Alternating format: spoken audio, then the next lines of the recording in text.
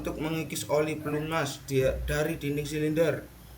Mencegah oli masuk ke ruang bakar, umumnya terbuat dari besi cor khusus dan diberi potongan untuk memudahkan pemasangan ke dalam alur pegas yang terdapat pada piston. Diameternya sedikit lebih besar daripada dari diameter piston. Dan setelah terpasang, maka kekenyalan pegas piston ini menekan dinding silinder. Nih, yuk. Geser.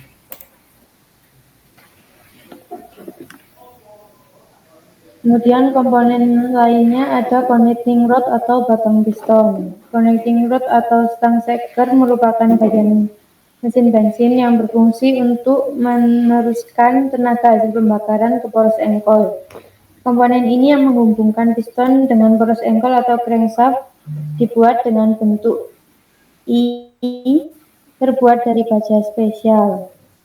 Bagian atas stang shaker disebut sebagai small end. Bagian ini berfungsi sebagai tempat piston pin yang berhubungan dengan piston torak. Kemudian pada bagian bawah disebut sebagai big end. Bagian ini dihubungkan dengan crank pin pada poros engkol. Dipasang juga bantalan poros engkol untuk mencegah gesekan yang berlebihan dan keausan pada poros engkol maupun pada connecting rod-nya. Connecting rod gap merupakan komponen yang berfungsi untuk mengikat connecting rod dengan poros engkol. Bautnya dikencangkan sesuai dengan momen spesifikasi yang ada. Next.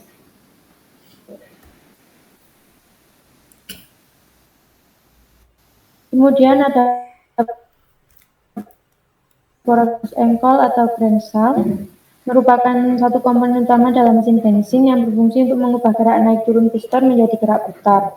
Poros engkol atau crankshaft dihubungkan dengan piston melalui connecting rod seperti yang disinggung di atas, bahwa bagian big end connecting rod akan dipasang pada crank pin yang diberi bantalan atau metal jalan. Selain crank pin, poros engkol juga terdapat crank jurnal yang akan dihubungkan dengan blok silinder. Di bagian tengah ada crank jurnal yang disebut sebagai main jurnal.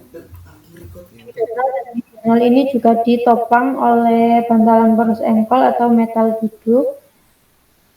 Poros engkol mempunyai tugas penting mengubah gerakan lurus piston yang berada dalam silinder gerak kerja menjadi gerak putar dengan melalui batang-batang piston serta menjaga pergerakan piston dalam langkah-langkah selanjutnya. Poros engkol terdiri dari pusat putaran di mana pada pena engkol dipasangkan batang piston.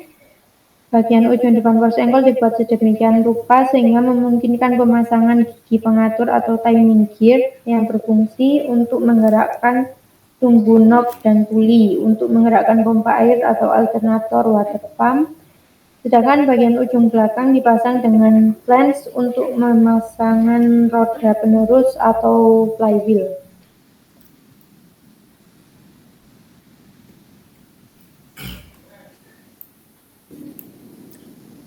Untuk komponen selanjutnya adalah roda gila atau flywheel. Flywheel merupakan piringan yang terbuat dari besi tuang dan dibubut pada ujung belakang poros engkol. Flywheel dihubungkan dengan poros engkol yang berfungsi untuk mempertahankan putaran mesin dan memungkinkan mesin bekerja dengan lembut. Flywheel akan menerima tenaga dari crankshaft, kemudian menyalurkan ke kopling, ke kampas koplingnya hingga ke transmisi. Pada flywheel juga terdapat ring gear yang berfungsi sebagai penghantar putaran dari motor starter. Ring gear ini akan berhubungan dengan gigi pinion pada motor starter. Ketika motor starter difungsikan, pinion akan maju dan berhubungan dengan ring gear, sehingga flywheel yang berhubungan dengan poros engkol akan berputar. Mesin pun akan hidup.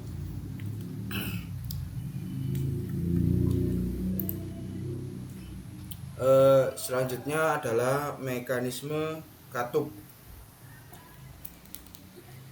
Valve mekanisme atau mekanisme katup adalah sebuah mekanisme yang mengatur buka dan tutup katup sesuai dengan siklus kerja mesin. Katup adalah komponen mesin yang berfungsi membuka dan menutup saluran masuk dan saluran buang, di mana saluran masuk sebagai jalan masuknya campuran udara dan bahan bakar, dan saluran buang sebagai jalan keluarnya gas hasil pembakaran. Pada prinsipnya, untuk membuka dan menutup katup diperlukan tenaga dari mesin untuk merubah dari tenaga mesin menjadi gerakan buka dan tutup. Inilah diperlukan sebuah mekanisme. Tenaga crankshaft akan menggerakkan poros knock atau camshaft yang dalam beberapa macam mekanisme katup memiliki metode yang berbeda-beda. Ada yang menggunakan tipe timing gear, tipe timing chain, dan tipe timing belt.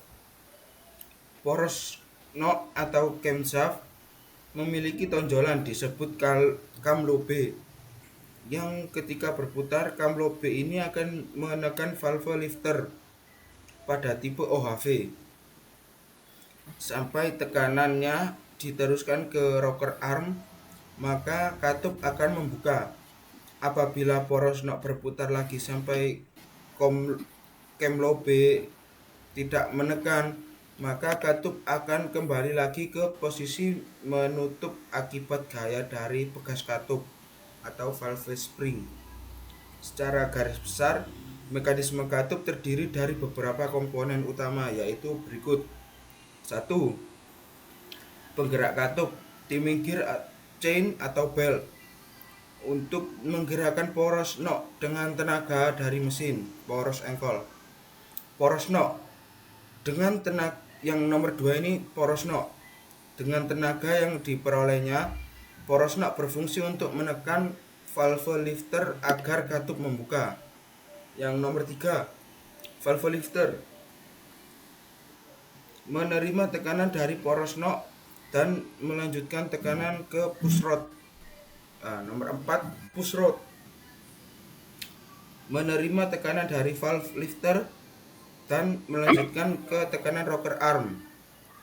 Yang nomor 5 adalah rocker arm, berfungsi untuk menekan katup agar membuka ketika menerima tekanan dari push rod. Yang nomor 6 adalah katup, fungsinya untuk membuka dan menutup saluran masuk ataupun saluran buang.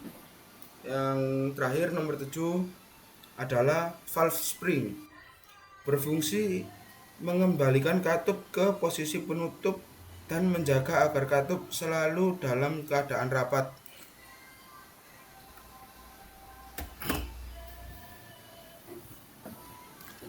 Kesimpulannya, beberapa komponen utama mesin bensin itu adalah plug silinder, kepala silinder, gasket piston, connecting rod, poros engkol, roda gila, dan mekanisme katup.